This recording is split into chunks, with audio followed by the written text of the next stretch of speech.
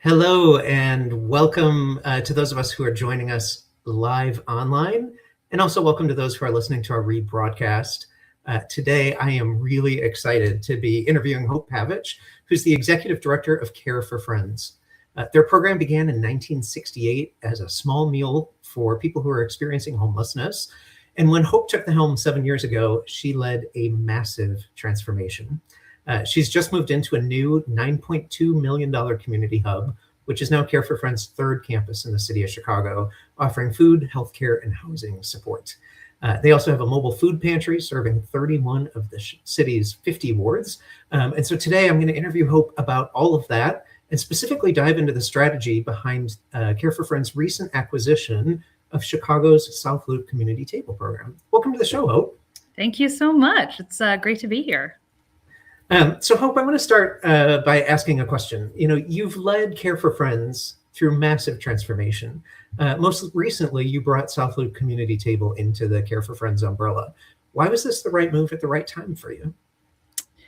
So looking at two things. One was the amazing resources that South Loop Community Table offers the neighborhood, the community, and realizing that if they did not have the support of a parent organization, it would dissolve was really not acceptable, especially right now when our guests and most vulnerable are losing access to Medicaid, losing access to their SNAP benefits.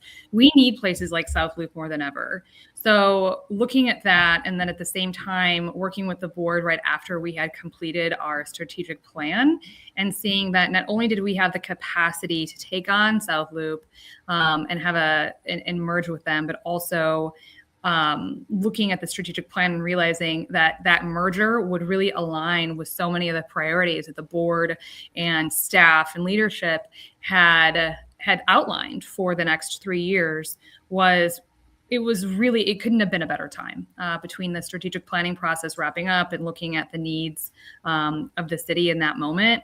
It seemed like the right choice for both South Loop, but really also for Care for Friends. Thanks. So, a lot of times acquisitions in the nonprofit space are really a lot more about cultural fit than having capital. How did you ensure that the unique high energy vibe of South Loop Community Table survived the transition into Care for Friends' more formal structure? Well, I think it was really important that even before the board of Care for Friends and the staff of Care for Friends and the leadership of South Loop made the formal decision to legally merge, we had plenty of discussions prior to really understand each other.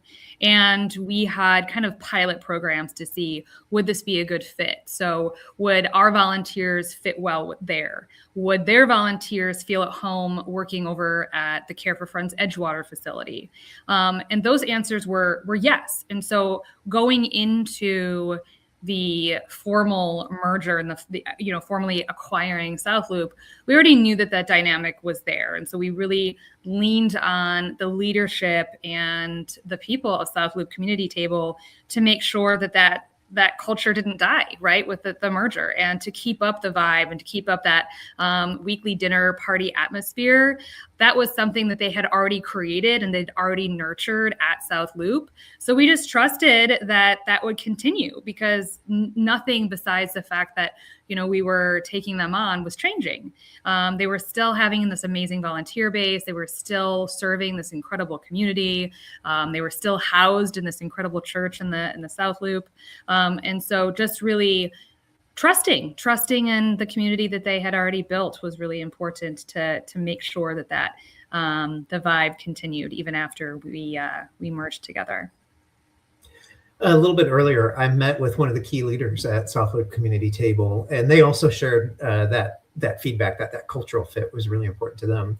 I want you to take a listen to a quick clip of what they had to say. South Loop Community Table is a dinner party with people experiencing housing and food insecurity, and we prioritize building community, being sanctuary, and being celebration. If you've been to South Loop Community Table before, you know that what we have here is really special. And when we were looking for a new parent organization, we wanted to find the right cultural fit that would change the magic of what we do here. We felt that the culture at Care for Friends would be a perfect match with Southwood Community Table because Care for Friends, like us, really sees the humanity in people experiencing housing and food insecurity. Both of our organizations really prioritize valuing, seeing, and treating the people we serve as full human beings. This first year with Care for Friends has been better than we could have possibly imagined. We are collaborating with each other in all sorts of different ways, sharing resources, building community, and really becoming one combined effort. So, I mean, it sounds like you guys have really done a nice job of integrating leadership and values and all of these kinds of things. I'm also realizing that under your leadership, Care for Friends budget, and now with this acquisition too, your budget has tripled and your footprint has grown to 3 campuses as well as a mobile food pantry that's all over Chicago. What do you see as your North Star when you decide whether you should build a new capability or program from scratch, or think about whether you should partner or acquire someone like Southloop? Really making sure, as trite as it sounds, work smarter, not harder. So if things already exist within the community that are working, we look for ways that we can support them to make sure that that impact is even greater. So for instance, Southloop, right? Southloop had a special sauce. They were rocking and rolling. They just needed a little lift when it came to a parent organization. And really, that's it, right? The administrative tasks, that is what they needed. They didn't need us to go in there and figure out how to make their meals different or how to make their atmosphere different. They really just needed someone to come in and support them a little bit. And so instead of saying, you know what, we're going to go into the Southloop and create a whole nother program, we heard from Southloop Community Table, this is already working. We just need a little bit of a bolster. Great, fine, right? That's amazing. And then on the flip side, if we do see a gap in services for the people that we're supporting, and we have not been able to find a partner that does that work, that's when we're going to really dive in and make sure that we're utilizing, yes, existing resources, but that we're utilizing our people power to create something really meaningful and powerful to fill that gap. So for instance, we have this mobile delivery program called Care Packs that you mentioned. And that when we created that 5 or 6 years ago now, nothing like that existed in the city for unhoused youth and their families. And so we realized that that was a need, and we went to work we created that program by ourselves, but we also leaned on our partners that were able to work with us to make the impact even greater. So we're not going into the schools and saying, hey, what students are most in need? We're just working directly with the teachers and the liaisons who are already in those schools who can tell us that ourselves. So just looking around and saying, hey, what are these resources? Who are the people that are doing specific work within that sphere that we need to kind of work with to make sure that program we're creating is as impactful as possible is how we work smarter and not harder. I love that pivot and really hearing where the need is and then kind of moving your strategy to get there. We opened talking about your construction of a $9 million community hub as well. And I'm sure that came with a lot of surprises and delays and maybe didn't finish the way it started, if it's at all like my home renovations have been. How do you maintain your board confidence and your funder confidence when you have to make these kinds of strategic pivots or changes to your roadmap or plan? Yeah, that's a good question because we have had so I started about 7 years ago, a little over. And since then, we navigated all of the challenges that came with COVID, right? The global pandemic that was a year in while I was at Care for Friends. And then we moved an entire operation from Lincoln Park, which is our historical home base, where we had been operating since 1968. And we moved it all the way up to Edgewater. So think about all of the physical items, yes, that you're moving, but then really also kind of helping people shift their mentality in, hey, we've always been in Lincoln Park and we will come back, but in the time being, we really need to go up to Edgewater. And then working with the Edgewater community to say, hey, this is who we are and we would love to work with you together. So I think the important thing when it comes to kind of that change mentality and working with the board, working with the community is saying, change is going to be scary. It's going to be stressful, and not brushing that under the rug and not trying to under exaggerate, right? But just being realistic that there are going to be things that are unexpected that we'll have to deal with. And because of the structure of the organization, we'll be able to handle them. We just have to be aware that there'll be some unexpected turbulence, right, along the way. But if we prepare ourselves ahead of time, we'll be fine to navigate those. But then also when change happens, there's going to be some unexpected, amazing opportunities that, perhaps when we first started the journey wasn't even on the horizon. But once you kind of get into it, you realize, oh, this is something that we can really work with. And again, make sure that we're able to shape it so that the impact is that much greater for our community. So for instance, when we moved to Edgewater, we were not thinking we were going to stay here. We were thinking we're going to be up here, stay until the construction was done, and then move back to Lincoln Park. But when it was time to move back into Lincoln Park, we had established such a wonderful relationship with the neighbors, with our partners here, with the guests, that it was unfathomable for us to say, okay, we're going to move back to Lincoln Park and never be here again. And so that's why we still maintain a presence in Edgewater today. And, we'll scale back up again in this neighborhood. And so this whole, past 7 years, it's been challenging, it's been scary, but it has really presented us with some incredible opportunities. Thanks. If you're just joining us online, I'm chatting with Hope Pavich about the strategy behind Care for Friends and their recent acquisition of another Chicago organization, the South Loop Community Table. If you have questions for Hope, go ahead and drop them in online, and we'll feed them into our conversation. But Hope, I want to change focus a little bit to some of the operational parts of your leadership. And I'm thinking about Care for Friends. I know it's famous in Chicago for its wraparound services with a medical clinic and clothing, and food pantries, and social work, which I suppose South Loop Community Table also had a version of that they were bringing to the party. How do you manage the logistics and also just the diverse array of partners that are required to make Care for Friends feel like a consistent one-stop shop for your guests across all of your locations? One, I think it's important to not be afraid of technology, right? And to really lean into the benefits that come with that. One of the things that I think have really helped South Loop has been using a unified volunteer hub. So now they use signup.com. I should say we use signup.com in the South Loop campus, as well as Edgewater and Lincoln Park, which is one place where if you are someone who wants to come and volunteer, you don't have to go to 5 different places to say, okay, I want to volunteer in South Loop. I want to also volunteer in Edgewater, and go to 5 different websites to figure out those opportunities. You just go to our sign up page, and all of these opportunities are there. So if you're someone who likes to be, behind the scenes and organizing our food pantry, but you want to only do that in Edgewater, boom, you're right there. If you're someone who likes to be kind of front of house and interacting with guests, but you can only be in Lincoln Park, boom, you can just sign up right there. If you're someone who fancies himself, someone who's a little bit of a stylish guru, and that's something that you want to be helping with, you can sign up and do that opportunity in South Loop. But really creating one hub where everyone can go. And that's just one example. So using these platforms to really help us, again, create that impact and make us be as efficient as possible with as little work as possible.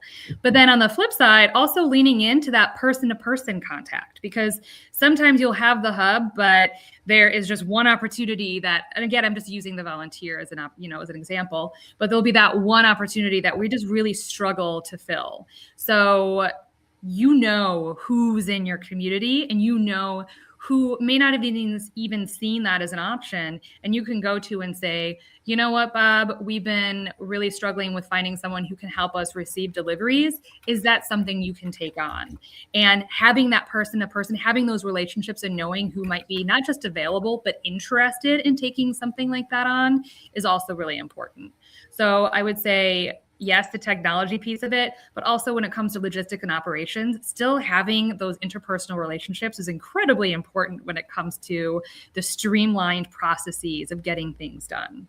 And then also just thinking about when you're talking about a one-stop shop, when we were designing the Lincoln Park Care for Friends Community Hub, we really did it with an eye on, yes, efficiency and maximizing every square inch out of that space to make sure that our guests did not have to move very far to get what they wanted. So when they come into the Community Hub, they can get a meal, they can get groceries, they can get their foot tended to, they can get clothing, they can get all of these things, and it's all on the same floor to make it as efficient, not just for us, but also for our guests as possible. And it is a one-stop shop. So I'd love hearing you talk about that, maximizing every square inch of the space in your Lincoln Park building. And when I've heard you talk about your CarePax delivery program, I know it's a mobile food pantry that's, serving food insecure kids in Chicago public schools. I know you did a ton of data analysis, figuring out, which of the 50 wards, and you wound up at 31 wards that you're delivering that service to. It's really a data-driven approach to food insecurity. So I wonder, as a leader, how does that same analytical mindset apply to the way you've thought about integrating South Loop's operations as you absorb that new program? Well, again, kind of doing the preparation beforehand was really important to the overall success of that acquisition. I will also say, again, the timing could not have been better, because we created, the board and staff of Care for Friends started working on our strategic plan, 2025 to 2027 strategic plan in 2023, actually. And it was about a 9-month process. But we wrapped that plan up in September of 2024. And literally 1 month later is when we were approached by South Loop Community Table. So if you're talking about analytical mindset, that's what the strategic plan is all about, right? Like setting out those priorities and being able to come to the board and say, we just worked through this for the past 9 months, and this is a gift that we have been given to hit so many of these priorities all at once, and using the data behind the need in South Loop, but then also the qualitative data, right? The stories that we've been hearing from the guests at South Loop were really compelling as well. So, using both quantitative and qualitative data was really useful when it came to that merger. We've got a lot of private equity folks and sales folks in my network joining this conversation today and listening to it later. And none of them would ever, say, "Oh, we had a strategic plan that didn't work out." I think it's really common. As we sit here 2 months into the year, people are already starting to, see that the plan meeting reality needs some adjustment. So it's really cool to hear you talk about how you're doing that too with your own plans. I want to back up. You said a couple of minutes ago that you know who's in your community. And I heard you say on another podcast that community support is already there for you. You just have to see it. Can you tell us a little bit more about that? And then also, when you move into a new neighborhood like South Loop, how do you identify that, latent or, unknown community support that's already there? Yeah, I think when you're leading a nonprofit, it sometimes can be very easy to be overwhelmed by all of the things, especially if it's a scrappy nonprofit with a small staff. Our staff is powerful, but there's only 4 of us, right? And when you're talking about, 3 campuses and the budget tripling, it seems like there's going to be a lot more of us than in reality, but there's only 4 of us. Having said that, there's over 600 people who volunteer with us annually. I think actually last year we probably tipped over 700.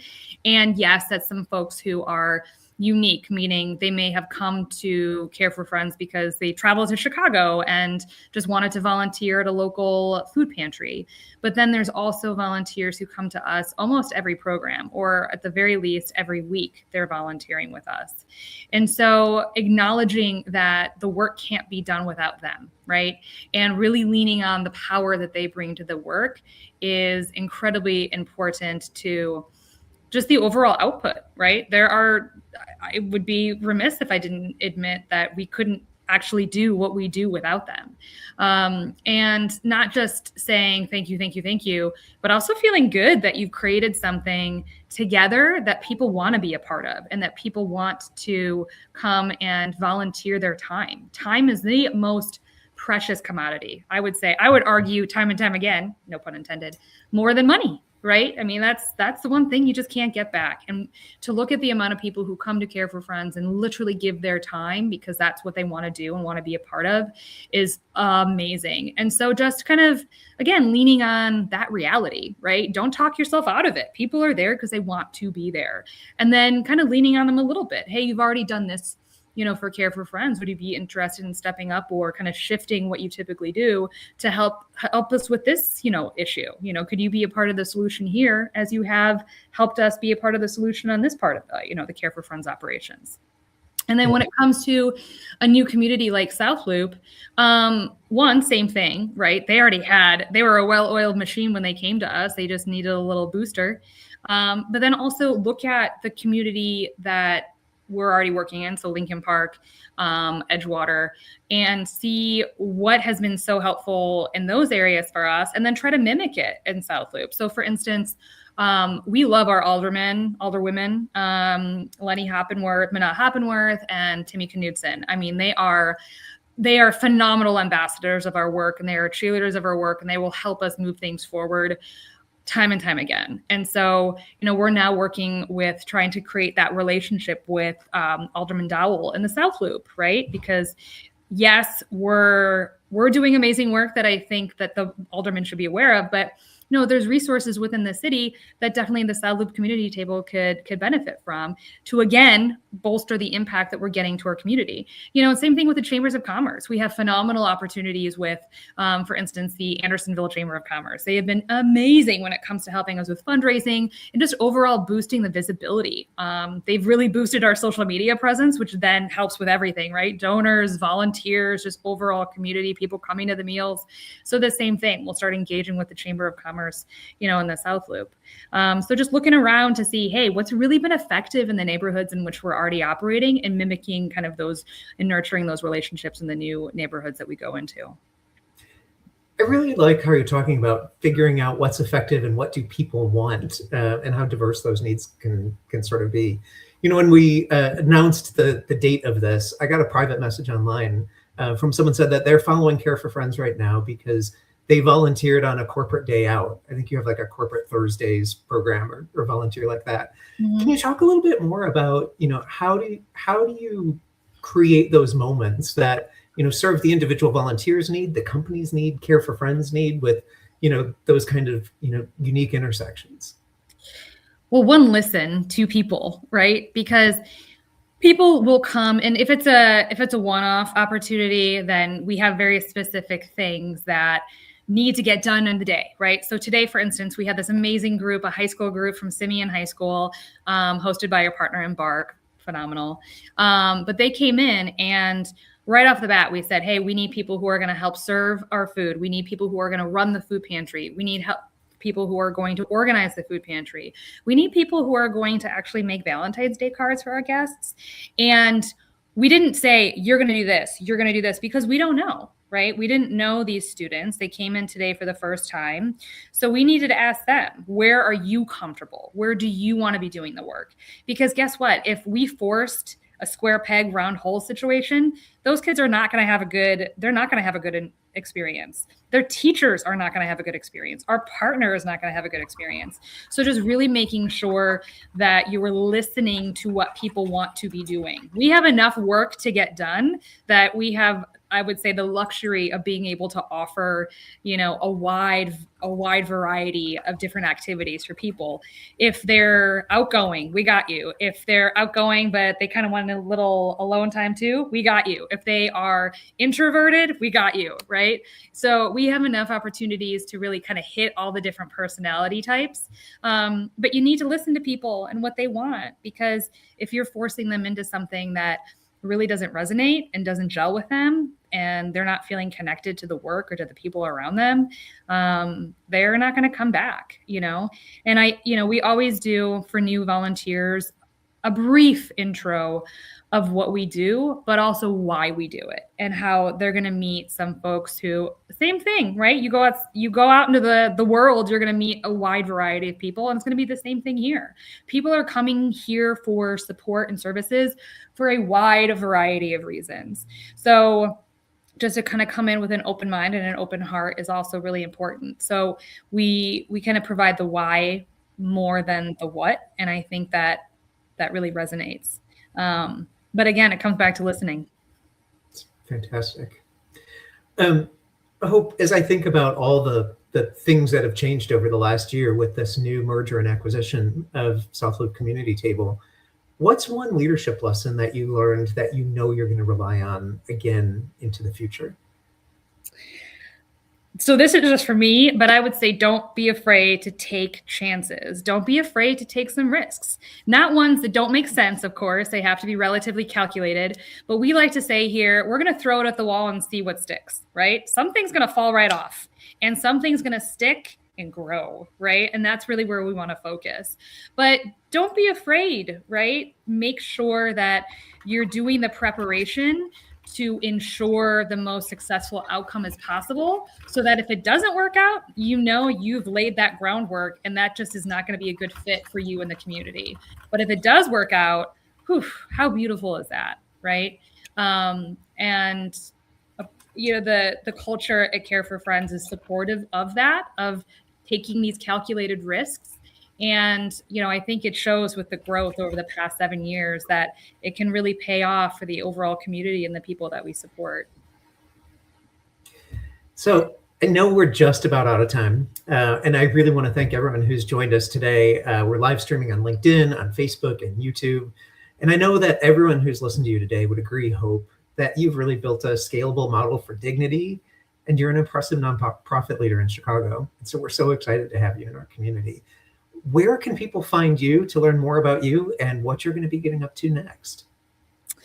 Well, LinkedIn, that's an easy one, right? Everyone found out about this particular event on LinkedIn, and that's an easy place to find me. So obviously linkedin.com, and Hope Pavich is my name, and that'll be my page. So that'll be an easy place to find me and reach out and message me. And I do check my messages, so you can reach out there. Fantastic. Folks, follow up with LinkedIn there. Hope, thank you for our time today. I've really enjoyed our conversation. Have a great rest of your day. Thank you. Take care.